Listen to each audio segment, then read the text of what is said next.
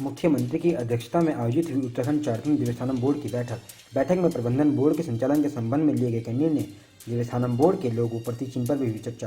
प्रबंधन बोर्ड द्वारा तैयार किए गए विभिन्न उपविधि विनियम एवं नियमों से संबोधन ड्राफ्ट रूल को दी गई स्वीकृति। मंगलवार को उत्तराखंड रोडवेज एम्प्लॉयज यूनियन ने देहरादून स्थित कार्यालय में एक दिवसीय अनशन किया, जिसमें उनकी प्रमुख मांग पिछले 7 महीने से साथी संविदा कर्मचारियों को वेतन न मिलना और उच्च न्यायालय द्वारा दिए गए फैसले को लेकर, जिसमें कर्मचारियों को अंतिम राहत दी गई है, जिसमें कहा गया है कि बिना किसी अनुबंधन पत्र के कर्मचारियों को वापस कार्य पर लिया जाए। साथ ही साथ कर्मचारियों की यह भी मांग है कि परिवहन निगम में रिक्त पदों को तत्काल भरा जाए। सर, जो आप ये आज क्रमिक अनशन कर रहे हैं, तो किन मांगों को लेकर क्रमिक अनशन कर रहे हैं आप आज? देखिए, मैं आपको इस चैनल के माध्यम से बताना चाहता हूँ कि जो आज हमारा 1 दिवसीय भूख हड़ताल का कार्यक्रम है, ये हमारी 22 तारीख और 23 तारीख को प्रदेश की समस्त सभाओं पर 1 दिवसीय धरना प्रदर्शन किया गया। उसके बाद 26 अक्टूबर 2020 को पूरे प्रदेश के तीनों मंडल पर, देहरादून मंडल, मऊ मंडल, टनकपुर मंडल में 1 दिवसीय धरना प्रदर्शन किया गया। आज ये हमारा चौथा दिन चल रहा है और आज भूख हड़ताल का हमारा ये कार्यक्रम है। 10 बजे से लेकर शाम 4 बजे तक का ये कार्यक्रम रहेगा। और जो हमारी कर्मचारियों की समस्या है और कर्मचारियों की जो मांग है, वो सर्वप्रथम तो हमारे जो संविदा कर्मचारी हैं, जिनके द्वारा अनुबंध पत्र नवीनीकरण के संबंध में माननीय हाईकोर्ट नैनीताल के द्वारा 23 सितंबर 2020 को कर्मचारियों को अंतरिम राहत प्रदान की गई है, उसमें साफ लिखा हुआ है कि आप बिना अनुबंध पत्र का नवीनीकरण कराएं, कर्मचारियों को कार्य पर लें और अप्रैल से लेकर अगस्त 2020 तक का वेतन का भुगतान करें। इसके साथ हमारे नियमित कर्मचारियों को माह जून से लेकर वर्तमान तक का अब 5। सर, जो आप आज लोग ये 1 दिवसीय अनशन पर बैठे, तो क्या इन मांगों को लेकर अनशन पर बैठे हैं आज?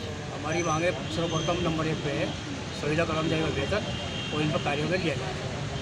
नंबर 2 है रेगुलर कर्मचारी का भी 5 माह से वेतन नहीं मिला और सरकार और विभाग दोनों ही लापरवाही की स्थिति में दिखाई दे रही है। अगर कर्मचारियों को पैसा नहीं मिलेगा, वेतन नहीं मिलेगा, कार्य नहीं मिलेगा, तो उत्तराखंड में जनता इनके परिवार कैसे चलेगी? ये बहुत बड़ी समस्या है इससे। और लगातार पहले 2 दिन का धरना का कार्यक्रम था, 2 दिन अब हो गया। बीजेपी ने उत्तराखंड में अपने राज्यसभा उम्मीदवार का नाम घोषित कर दिया है। इस बार बीजेपी ने नरेश बंसल को अपना उम्मीदवार बनाया है। उम्मीदवार का नाम घोषित होते ही विपक्षी दलों द्वारा बयानबाजी तेज हो गई है।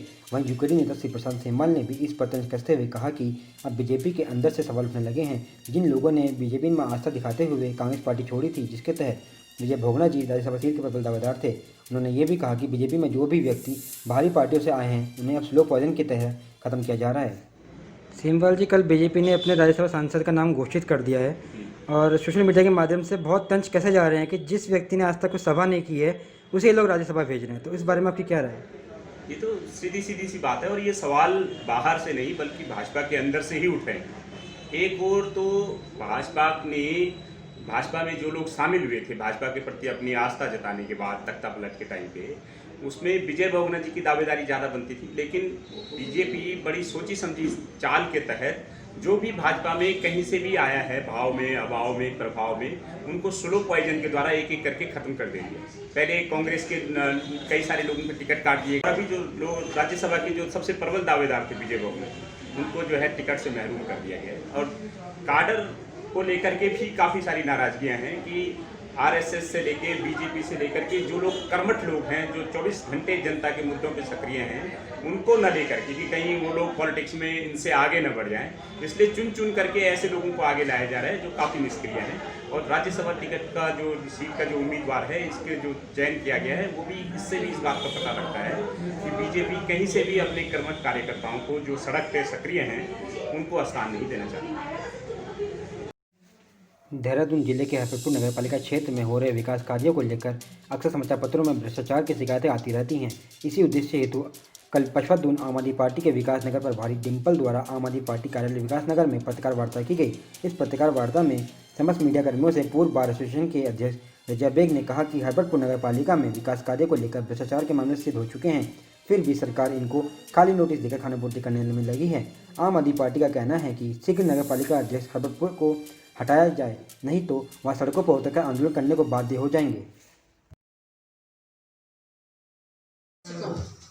जब उन्हें दोषी पा लिया गया था इसके अंदर, तो क्या कारण था कि भाजपा सरकार ने प्रेस वार्ता रखी गया है, क्या उद्देश्य था इसके पीछे?